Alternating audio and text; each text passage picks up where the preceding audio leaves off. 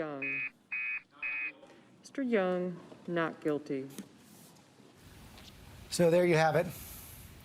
57 votes for guilty, 43 for not guilty. The president is acquitted. It takes 67 votes. It takes 2/3 of the Senate for a conviction. So former President Donald John Trump is acquitted in this second impeachment trial, as he was acquitted 1 year ago. One significant difference from last year. Last year, Mitt Romney became the first sitting senator from the president's own party to vote for an impeachment, for a conviction in an impeachment trial. Today, seven Republican senators have voted for conviction in this trial.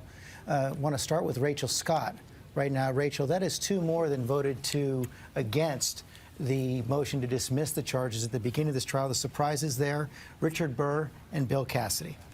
Both of them surprises in this, and also two of these, I'm noting, Republican senators are not running for re-election. Richard Burr as well as Pat Toomey joining this list of 7 Republican senators who have now voted to convict former President Donald Trump. It is clear that this was a very personal process. The yeas are 57. The nays are 43. 2/3 of the senators present not having voted guilty. The Senate judges that the respondent, Donald John Trump, former President of the United States, is not guilty as charged in the article of impeachment. The presiding officer directs judgment to be entered in accordance with the judgment of the Senate as follows.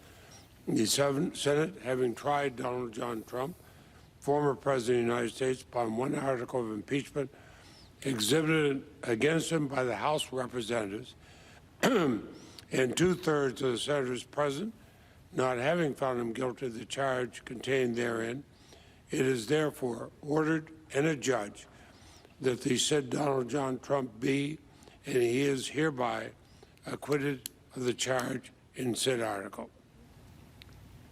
There you have it, read by the President pro tempore of the Senate, Patrick Leahy. President Trump has been acquitted. Majority Leader is recognized. Mr. President, I send an order to the desk. And the clerk will report. Ordered that the Secretary be directed to communicate to the Secretary of State as provided by Rule 23 of the Rules of Procedure and Practice in the Senate when sitting on impeachment trials, and also to the House of Representatives, the judgment of the Senate in the case of Donald John Trump, and transmit a certified copy of the judgment to each. Without objection, the order will be entered. Majority Leader. Mr. President, I move that the Senate, sitting as a court of impeachment on the article against Donald John Trump, adjourn sine die. And without objection, the motion is agreed to. The Senate, sitting as a court of impeachment, stands adjourned sine die. And could we have order, please? The presiding officer, the acting sergeant at arms will escort the House managers out of the Senate chamber. And that is it. Donald John Trump, the only American president to impeach twice, has now been acquitted twice by the Senate. You see the vote there, 57, 43, 7 Republicans joining all 50 Democrats to convict. Chief Washington correspondent John Karl. No doubt the fact that he is the only American president to be impeached twice, the fact that he was charged with inciting an insurrection on January 6th, acquitted, yes, but clearly the first paragraph of his biography. Both of those facts, the first paragraph of his biography, and he will claim vindication by being acquitted here. But, George, that is quite a statement. 7 Republican senators voting to find former President Trump guilty of high crimes and misdemeanors. And, George, you have to wonder. Mr. President, can we have order? The Senate is not in order, and the Senate will be in order. Mr. President, I ask unanimous consent, the Senate be in a period of morning business with when you senators consider permitted that to so speak many of the therein for up Republicans to 10 said that minutes this was each. unconstitutional to hold a trial after he left office, if he had still been in office, would 10 of those have voted to convict him? I think it's a very real possibility. Senator from New York, Majority Leader. Very real possibility. Let's go to our legal team. Mr. President, Dan Abrams and Kate Shaw. Dan, your thoughts on this historic day? Was open. Mr. Well, President, so can we have order, watching please? the argument of the president's counsel, I think, can't be left unresponded to, and I don't think Raskin did a terrific job in his rebuttal there. I mean, you can believe that the president should not be impeached. You can believe that a former president shouldn't even have to go through this proceeding. You can believe that what the president did didn't rise to the level of the federal crime of incitement. But you have to believe that peddling the lie that the election was stolen was wrong. And you had Van der Veen there claiming that it was, quote, commonplace political rhetoric. No matter what the outcome is here, it wasn't commonplace political rhetoric. This was dangerous stuff. And the fact that he went there, that the argument was, he used words, a charade, a spectacle, political vendetta, et cetera, I think that does a disservice to what this was all about. You can believe, again, that this shouldn't have ended up in a conviction. But this also comes from an attorney who sued the president in August of 2020, in part for lying about the making false claims of election fraud.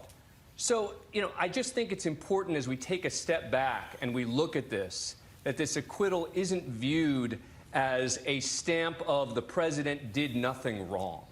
And I want to take that to Kate Shaw. So, Kate Shaw, in the modern era, we've had 3 impeachment trials, 4 impeachment proceedings. Of course, Richard Nixon resigned when it became clear he would be impeached and convicted in the Senate. There had been a lot of talk in the days and months, years leading up to this about how the bar had been lowered on impeachment.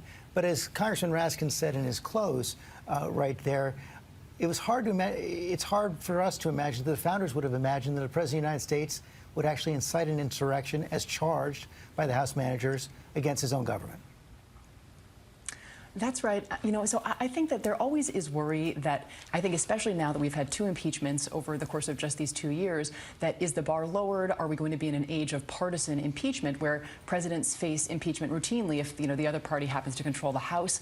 And I actually think that the vote count today suggests that we don't actually need to be too worried about that. This was not a purely partisan impeachment. It wasn't purely partisan in the vote in the House, in which 10 Republicans voted to impeach, and it wasn't a purely partisan vote today, right? 7 members of the president's own party voting to convict is a pretty serious condemnation in a hyper-polarized moment. And I do think that John Carl's point is excellent.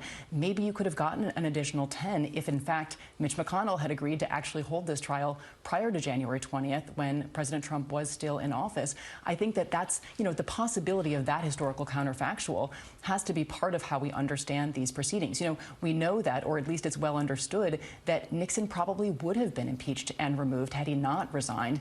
And maybe one read of what we just witnessed is there's a very likely, or at least a real possibility, that Donald Trump would have been removed if all of these proceedings had occurred prior to January 20th. In fact, even Mitch McConnell, who chose not to go forward with the trial while he was still majority leader, did say that this was a close call, and said, and citing as his final reason to acquit Kate Shaw, the idea that he believes that the primary purpose of an impeachment trial is to remove from office. That gave the cover to many Republican senators.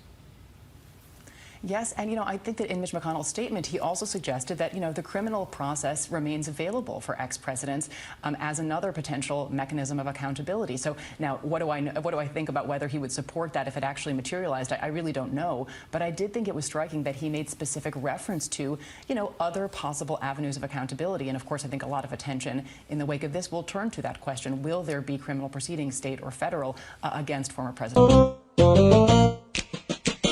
They took some cash from China, then smoked crack with a miner. Joe's memories declining, the Biden family.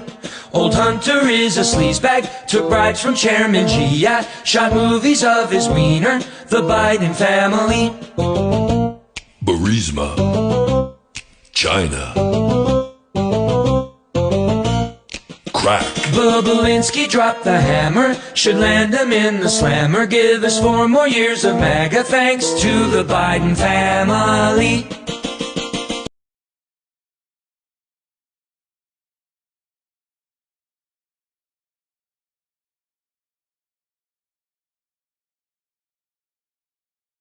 That I'm losing. Small businesses is dying while the billionaires is thriving. Government made alliance with the big tech giants and they lying.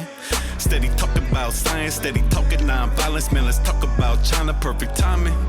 They surround us with violence, claim they had no voice while they drowned us in silence. Save America, land of the bravest characters. With presidents like Lincoln and Reagan took care of us. Donald Trump was there for us. They don't want to hear from us. Reverse racism, hate victims, man, I swear that's us. Just to embarrass Trump, these libs are still they sold. Too bad they couldn't do it because they so already sold. Man, they bought and paid for it. Like that boy China Go, who made goal is make China the biggest thing on the go. Save America, we getting super patriotic. These Democrats is like cancer. And his son are stone cold crooked. On any topic, call me an inner city prophet. I got it on deck when it comes to this knowledge. Opposite a brainwashed kid from a Democrat college. I got it on deck when it comes to this knowledge. Opposite a brainwashed kid from a Democratic college. So many dreams I'm pursuing while our country getting ruined. Is it dreams or illusions? All this money that I'm losing. Small businesses is dying while the billionaires is thriving. Government made alliance with the big tech giants and they lying.